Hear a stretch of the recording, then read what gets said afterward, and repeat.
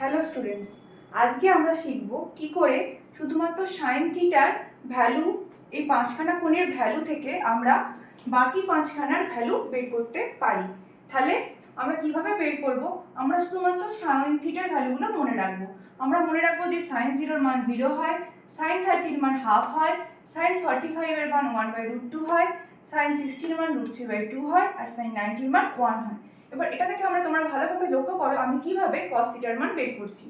sin 90 মান কি আছে 1, এটাকে আমরা কি করব কোণাকুণি নিয়ে চলে আসব। তাহলে এখানে কত হবে 1, এখানে কত আছে 0, এটাকে আমরা এই কোণে নিয়ে চলে গিয়ে লিখব 0।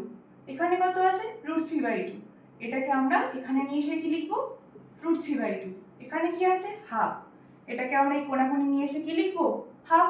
আর মাঝে কোণটা পড়ে রয়ে গেল 1/√2, sin 45 ডিগ্রির মান, সেটাকে আমরা সোজাসুজি নামিয়ে দেবো ফাঁকা জায়গায়।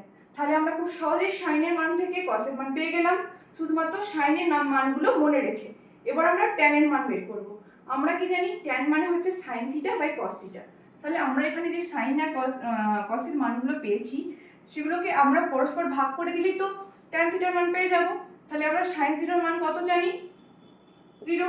তাহলে আমরা এই ট্যান 0-র মান কি করে বের করব? Sine 0 by cos 0। সাইন 0-র মান কত আছে? এখানে 0 আছে, আর cos 0-র মান 1। তাহলে 0/1 কত হচ্ছে 0। একই রকম ভাবে এখানে আমরা sin 30-র মান পাচ্ছি হাফ, আর cos 30-র মান পাচ্ছি √3/2। তাহলে এই দুটোকে ভাগ করে দেবো। তাহলে উপরে 1/2, নিচে √3/2, 2 এলিমিনেট করে দিলে পড়ে থাকছে 1/√3। একই রকম ভাবে এখানে 1/√2 বাই 1/√2, √2 কেটে গেল, তাহলে কত পড়ে থাকছে 1। এখানে √3/2 আর তলায় 1/2, 2 কেটে গিয়ে কত পড়ে থাকছে √2। এখানে 1/0, 1/0 মানে এটাকে আমরা লিখে থাকি অসঙ্গত। অসংজ্ঞাত মানে আনডিফাইন্ড। যখন কোনো সংখ্যার তলায় শূন্য থাকে তখন সেটার মান বের করা যায় না, তখন সেটাকে আমরা অসঙ্গত বা আনডিফাইন্ড বলে থাকি। এবার আমরা কার মান বের করবো? কোসেক। কোসেক মানে আমরা কি জানি 1/sin থিটা। তাহলে সাইনকে উল্টে দেবো, সাইনের ভ্যালুগুলোকে, 0-কে উল্টালে কত হচ্ছে 1/0।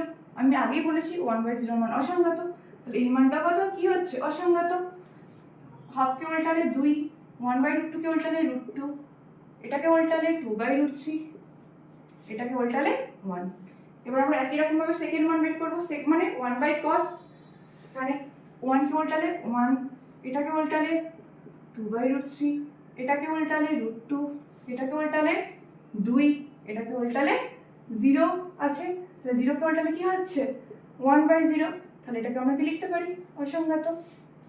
এবার আমরা কার মান বের করবো? কটে। কট সমান আমরা কি জানি cos বাই সাইন, আবার কি জানি 1/tan। তাই আমরা কি করব ট্যানের ভ্যালুগুলোকে উল্টে দেবো।